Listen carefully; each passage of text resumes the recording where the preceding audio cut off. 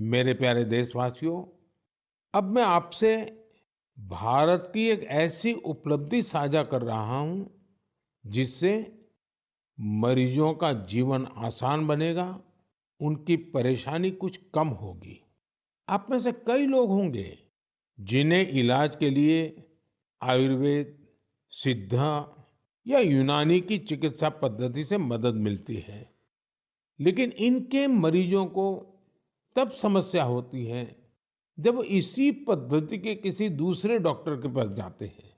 इन चिकित्सा पद्धतियों में बीमारी के नाम, इलाज और दवाइयों के लिए एक जैसी भाषा का इस्तेमाल नहीं होता है।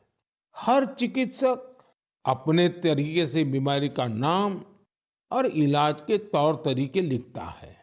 इससे दूसरे चिकित्सक के लिए समझ पाना कई बार बहुत मुश्किल हो जाता है। दशकों से चली आ रही इस समस्या का भी अब समाधान खोज लिया गया है।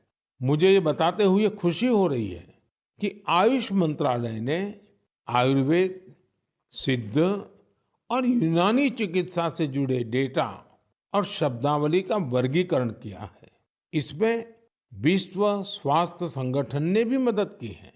दोनों के प्रयासों से आयुर्वेद, यूनानी और सिद्ध चिकित्सा में बीमारी और इलाज के जुड़ी शब्दावली की कोडिंग कर दी गई है। इस कोडिंग की मदद से अब सभी डॉक्टर प्रिस्क्रिप्शन या अपनी पर्ची पर एक जैसी भाषा लिखेंगे। इसका एक फायदा ये होगा कि अगर आप वो पर्ची लेकर दूसरे डॉक्टर के पास जाएंगे तो डॉक्टर को इसकी पूरी जानकारी उस पर्ची से ही मिल जाएगी। आपकी बीमारी, इलाज, कौन-कौन सी दवाएं चली हैं, कब से इलाज चल रहा है, आपको किन चीजों से एलर्जी है, ये सब जानने में उस पर्ची से मदद मिलेगी। इसका एक और फायदा उन लोगों को होगा जो रिसर्च के काम से जुड़े हैं। दूसरे देशों के वैज्ञानिकों को भी बीमारी, दवाएं और उसके प्रभाव की पूरी जानकारी मिल जाएगी। रिसर्च बढ़ने और कई वैज्ञानिकों के साथ साथ जुड़ने से ये चिकित्सा पद्धति और बेहतर परिणाम देंगे और लोगों का इनके प्रति झुकाव बढ़ेगा।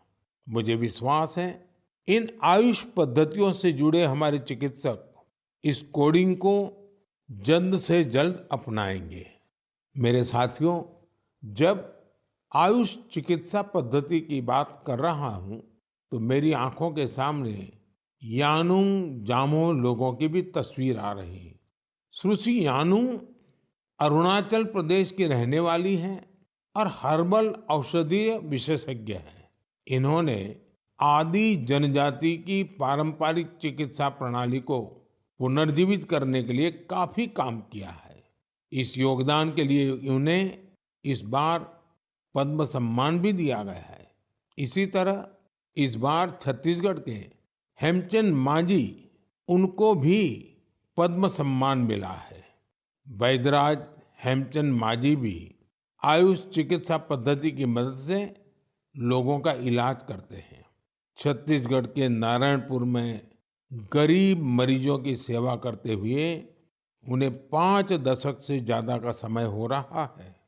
हमारे देश में आयुर्वेद और हर्बल मेडिसिन का जो खजाना छिपा है, उसके संरक्षक में श्रुति यानुंग और हेमचंद जी जैसे लोगों की बहुत बड़ी भूमिका है।